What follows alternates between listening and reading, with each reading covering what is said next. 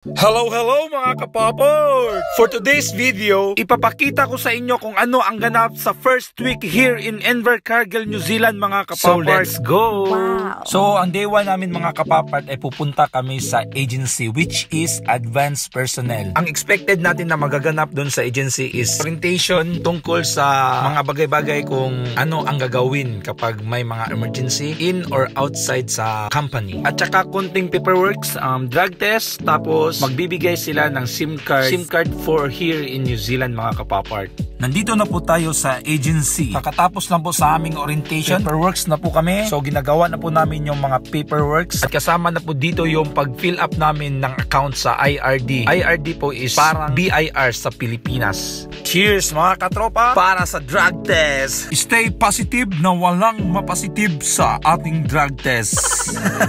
After that, binigyan na tayo ng SIM card. Ang SIM card natin ay 2 degree. Itong 2 degree is parang TM Smart sa Pilipinas. All goods na tayo sa agency. Bago tayo umuwi, gala muna tayo sa parke. Let's go!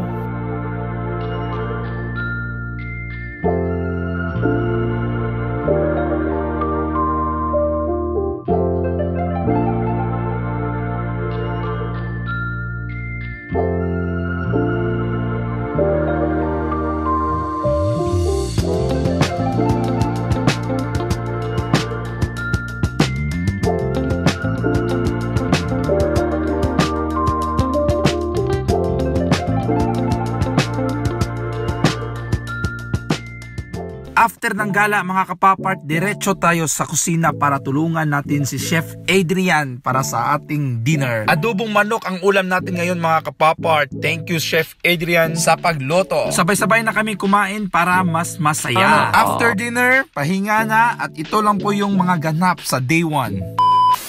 Day 2 mga kapapart. Schedule for day 2 is pupunta tayo sa clinic for physical exam. After sa clinic, diretso tayo sa Kiwi Bank para mag-open tayo ng bank account. I'm with my friend Abri.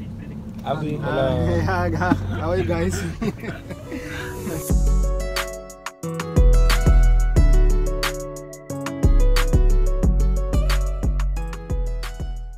So, nandito na tayo sa clinic mga kapapart. Kaso, hindi tayo naka-video mga kapapart kasi ang bilis ng pangyayari. Mabilis lang po yung physical exam nila. I-check lang yung kamay mo kung may damage ba or wala. Madali lang pre.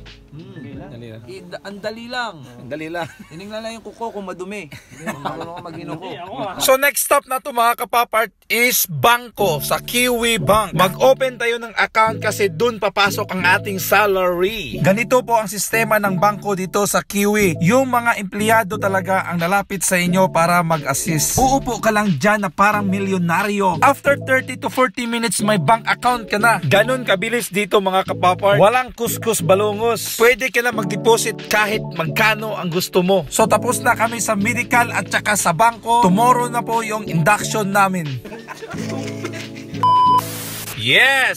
So day 3 na tayo mga kapapart. Day 3 is induction day. Pupunta tayo sa SPM. Let's go, let's go, let's go! So nandito na po tayo sa South Pacific Meets or SPM. So first thing first daw mga kapapart is biometric para maka-access tayo sa gate nila. At saka dyan din sila bumabase sa ating attendance. Pagkatapos ng biometric, binigyan na tayo ng safety boots. Kung nahanap mo na yung sukat ng boots mo, pwede mo na lagyan ng pangalan mo. Jordan yan pre, Jordan? Jordan Boots. Jordan? Jordan Levi's. Levi. Levi's. Levi's sa Nike. Bota. Levi's. At saka binigyan din tayo ng airport. Protection po yan sa mga tenga natin para hindi tayo mabingi. So pinasyal din tayo sa dressing area. So dito ilagay yung mga boots after gamitin. Pagkatapos sa dressing room, direkta kami sa canteen. Dito sa canteen ay libre po yung kape. Madami pong libre. Libre po ng cereal, gatas. Basta daghang libre. Cappuccino? Cappuccino. How much? How much? Free. So that's all for this vlog mga kapapart. Relax na kami Thursday at saka Friday, Saturday, Sunday. Pagka Monday, start na ng trabaho. Goodbye!